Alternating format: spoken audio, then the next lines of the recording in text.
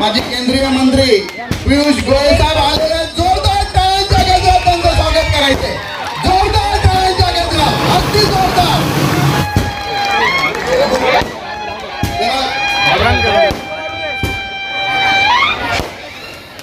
आणि या ठिकाणी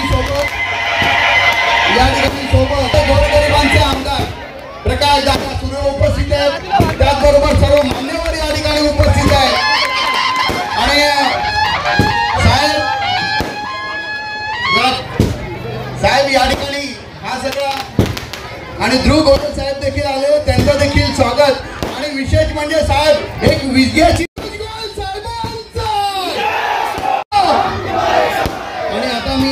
या ठिकाणी आमचे प्रकाश पुजारी साहेब आजच्या यांना विनंती करतो, स्वागत करतो। मान्य पियुष गोयल साहेब यांना शाल आणि पुष्पगुच्छ देऊन त्यांचा या ठिकाणी स्वागत करायचं आहे। प्रकाश पुजारी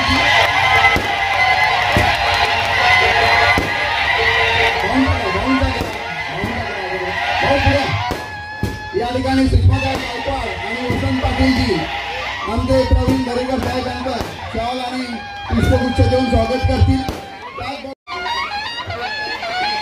त्याचबरोबर विक्रम चौधरीजी आणि आमचे सुरंजन हे आपण 2-3 घोषणा द्यायच्या, 2 शब्द फक्त मी जास्त बोलणार नाही। पियुष गोयल साहेबांना आपल्याला ऐकायचं आहे, मला माहिती आहे आपला 7:30चा टाइम होता, आपल्याला उशीर झालेला आहे।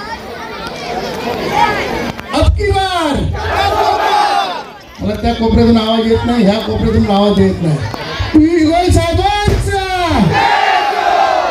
आता काहीतरी आवाज असतो मला वाटतं।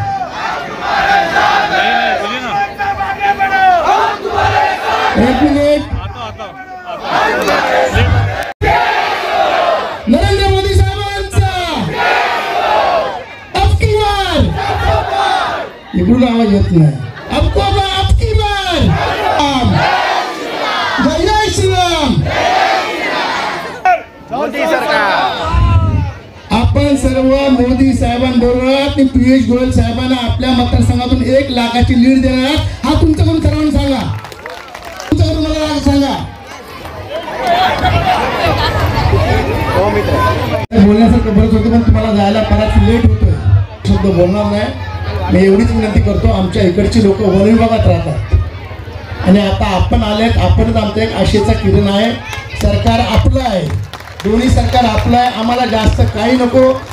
मूलभूत ज्या गरजा आहेत, मूलभूत अम्युनिटीज, रस्ता, शौचालय, पाणी आणि लाईट, बरोबर आहे ना साहेब, सर्व वन खात्याची जनता आहे, त्यांना आम्हाला एवढ्याच फक्त सुविधा उपलब्ध करून द्या। ही जनता तुमच्या आयुष्यात कधी उपकार विसरणार नाही, हा जनतेचा आवाज आहे। पियुष गोयल साहब आगे बढ़ो। स्कूल के टीचर की तरह याद दिलाते हैं कि टीचर कैसे सख्त होती थी, इधर से आवाज नहीं आई, उधर से आवाज नहीं आई। प्रकाश जी, ये भारत की जनता है, भारत की जनता की बुलंद आवाज है। और जिस प्रकार से प्रधानमंत्री नरेंद्र मोदी जी ने 10 वर्ष में भारत को नई ऊंचाइयों तक पहुंचाने की नींव रखी है, मैं आपको आश्वस्त करता हूं, उत्तर मुंबई अब एक उत्तम मुंबई बनेगा। उत्तर मुंबई उन्नत मुंबई बनेगा। और ये मेरा विश्वास करिए, मोदी की गारंटी है कि इस देश में कोई गरीब नहीं रहेगा। प्रधानमंत्री मोदी जी ने 4 करोड़ गरीब परिवारों को पक्का घर दिया है। अब हम सबको मिलके उत्तर मुंबई को देश का पहला स्लम फ्री क्षेत्र बनाना है, जहाँ सभी सुविधाएं आप सबको उपलब्ध हो, हमारी नारी शक्ति का सम्मान हो, हमारे युवा युवतियों को अच्छे अवसर मिले, नए नौकरी रोजगार का काम करने का हुनर है इनमें, उसके लिए उनको नए मौके मिले। मैं आपको विश्वास दिलाता हूं, मोदी की गारंटी है। और आप जानते हैं मोदी की गारंटी यानी गारंटी पूरा होने की गारंटी है। देश अब निकल चुका है, जैसे अभी हो रहा था कि जल्दी जल्दी प्रोग्राम को लवकर आगे बढ़ा, देश की प्रगती में लवकरच वाटा, देशचा विकास अगदी लवकर वाटा। और हम सब मिलके प्रधानमंत्री मोदी जी को आशीर्वाद दें, हम सब मिलके प्रधानमंत्री मोदी जी को संदेश दें कि उत्तर मुंबई उनके साथ खड़ा है, उनके पीछे खड़ा है। परिवार, ये मोदी का परिवार, हमारी बहन, हमारे प्रकाश सुर्वे जी, हमारे नेता प्रवीण दरेकर जी, गायकवाड़ जी, प्रकाश जी, सभी हम प्रतिज्ञा लेते हैं कि मोदी जी को हम और मजबूत बनाएंगे। जय जय जय जय शिवाजी, जय जय हिंद, जय महाराष्ट्र। शिवाजी महाराजांच्या घोषणा नाही, महाराजांची घोषणा फक्त। छत्रपती शिवाजी महाराज की संदेश देना चाहूँगी मैं। सबसे पहले तो हमारी जो माता भगिनी है उनको संदेश देना चाहूँगी कि आज जैसे हमारे जिजाऊ जो थे, उन्होंने जैसे हमारे शिवबा जो सिंहस जैसे उनको जो पाला था और उनके मन में जो स्वराज्य प्रेम की जोत जलाई थी, आज उसी कारण हम ये इतने जल्लोष से जो आप ये रोशनाई देख रहे हो, वो बस उसी के कारण है। तो मैं मेरे सारे महिलाओं को और माता भगिनी को यही संदेश देना चाहूँगी कि जैसे जिजाऊ ने अपने सिंहबा को बड़ा किया, उनके प्रेम, उनके मन में स्वराज्य के हेतु प्रेम जगाया, वैसे आप सभी अपने बच्चों के मन में प्रेम जगाए। छत्रपति शिवाजी महाराजांचा।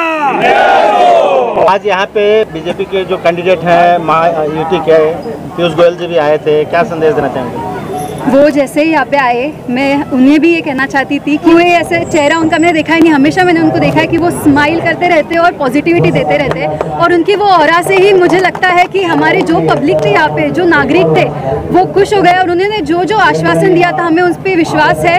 और जैसे हमारे लोगों को उन्होंने बताया कि स्लम फ्री भी मुक्त होगा जल्दी ही, तो हमारे लोग जो है उनके बारे में मैं कहना चाहूँगी कि हमारे लोगों के घर भले छोटे होंगे पर उनका दिल बड़ा है, और इसीलिए वो हमेशा से जैसे उन्होंने हमारे महाराष्ट्र, हमारे प्रकाश सूर्य साहब जी, हमारे जो गोर गरीब के आमदार है, उनके लिए जो प्रेम दिया है, वैसे ही वो प्रेम हमारे पीयूष गोयल जी को भी देंगे। पीयूष गोयल जी आगे बढ़ो, हम तुम्हारे साथ। संदेश देना चाहेंगे, आज छत्रपति शिवाजी महाराज की जयंती मनाई जा रही है और यहाँ के कैंडिडेट भी यहाँ पे पधारे हुए थे। निश्चयाचा महामेरू, बहुतांशी आधारू, अखंड स्थितीचे निर्धारू श्रीमंत योगी यांच्या जयंतीनिमित्त आपल्या सर्वांना मी सर्वप्रथम मनापासून शुभेच्छा देतो मीडियाच्या माध्यमातून।